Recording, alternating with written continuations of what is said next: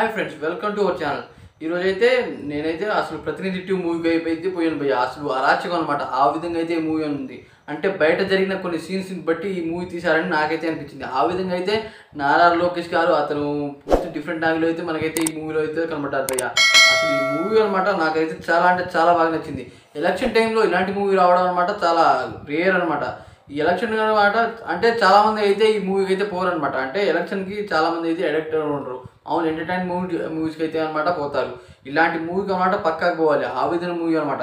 అసలు ఆ నారా రోహిత్ గారు అనమాట ఆయన యాక్టింగ్తో అనమాట ఈ మూవీని నడిపించారు. ఆ విధమైన యాక్టింగ్తో అనమాట అసలు ఇరగొట్టారు. నాకైతే చాలా బాగా నచ్చింది అనమాట ఈ మూవీ. అసలు భయ్య ఈ మూవీలో అనమాట ఫస్ట్ హాఫ్ కొద్దిగా డల్గా అయితే అనిపిస్తుంది. కానీ ఇంటర్వెల్ సీన్లో అనమాట ఒక మనకి సీన్ అయితే చూపిస్తారు. దాని మూలాన అనమాట సెకండ్ హాఫ్ అయితే ఉంటుంది. అసలు భయ్య ఆ సీన్స్ ఆ ట్విస్ట్లు అనమాట వేరే యాంగిల్ అయితే ఉంటుంది.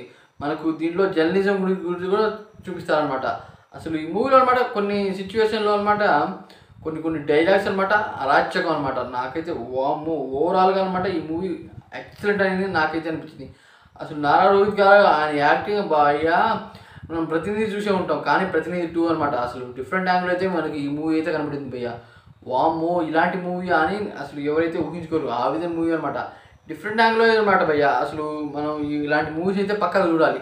ఆ విధంగా మూవీ అనమాట. ఏంటంటే భయ్య ఈ మూవీలో స్టోరీ అనమాట కొన్ని రియల్గా జరిగిన సిచ్యువేషన్లో ఉన్న కొన్ని క్యారెక్టర్స్ అనమాట ఈ మూవీలో అయితే మనకైతే ప్రజెంట్ చేయడం జరిగింది. ఇంకా ఏంటంటే ఈ మూవీలో అనమాట కొన్ని ట్విస్ట్లు అనమాట అసలు డిఫరెంట్ యాంగిల్ అయితే మనకైతే కనబడతారు. రియల్ స్టోరీ అనమాట ఈ మూవీలో అయితే మనకైతే చూపిస్తారు.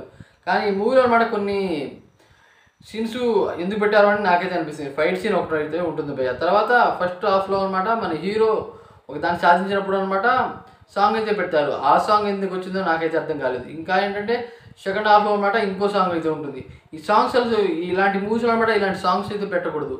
పెడితే అంటే ఉన్న ఇమేజెస్ మొత్తం పోతుంది. ఎందుకంటే ఈ సాంగ్స్ అంత బాగా కూడా లేవు అనమాట. కానీ బ్యాక్గ్రౌండ్ మ్యూజిక్ భయ్య అరాచకం నాకైతే చాలా బాగా నచ్చింది బ్యాక్గ్రౌండ్ మ్యూజిక్ అనమాట. ఎస్పెషల్లీ అనమాట ఈ మూవీలో కొన్ని క్యారెక్టర్స్ అయితే ఉంటాయి భయ్య. ఆ క్యారెక్టర్స్ అనమాట తీశారు. వాళ్ళ క్యారెక్టర్ అనమాట అసలు వాళ్ళ భుజాల మీద అయితే మూసి ఈ మూవీని అయితే తీశారు.